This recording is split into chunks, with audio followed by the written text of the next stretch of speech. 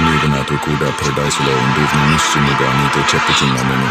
Look on down, they did not on the land and then you with them. TV Matthew, second word.